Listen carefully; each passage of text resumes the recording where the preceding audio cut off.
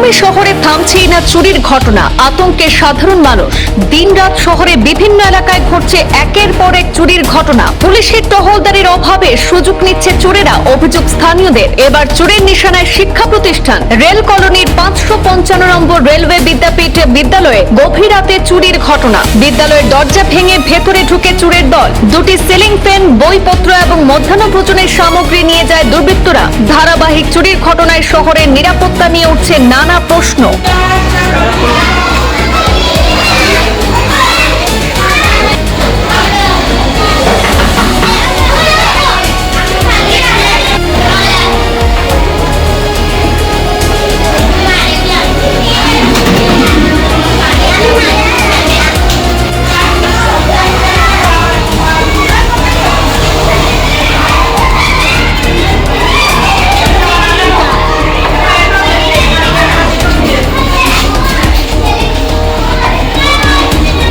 শ্রীভূমি শহরের rail colony এলাকার 555 নম্বর railway বিদ্যাপীঠ বিদ্যালয়ে গভীর রাতে চুরির ঘটনা ঘিরে চাঞ্চল্যের সৃষ্টি হয়েছে। অভিযোগ, রাতের অন্ধকারে বিদ্যালয়ের দরজা ভেঙে ভেতরে প্রবেশ করে দুর্বৃত্তরা।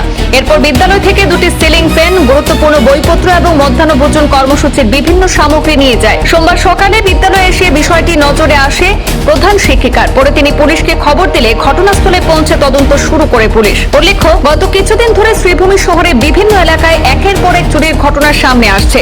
এবার একটি শিক্ষা প্রতিষ্ঠানে চুরির ঘটনায় উদ্বেগ আরো বেড়েছে অভিভাবক এবং স্থানীয়দের মধ্যে। নাগরিকদের একাংশের দাবি, ধারাবাহিক এইসব ঘটনার পরে শহরের নিরাপত্তা ব্যবস্থা নিয়ে প্রশ্ন উঠছে।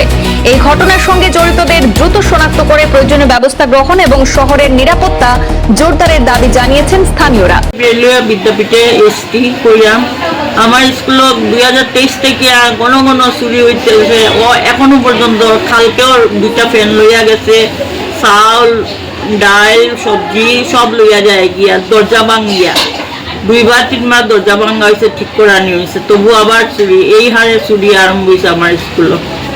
কালকে কি হয়েছে? কালকে দুইটা ফ্যান চুরি হয়েছে। চোর ঢুকে কিভাবে?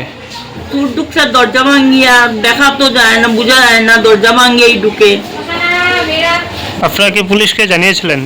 আমরা নাম দিচ্ছি, একটা এফআইআর করছে। তারা আইয়া গেছে, তারা সরজমিনে তদন্ত করা, দেখা যাক কিতা হয় আর কি। চাল চুরি কখন হয়েছিল আপনার? 2023-এ। আজকে ফ্যান চুরি হয়েছে। ফ্যান। এটা কোন জায়গা?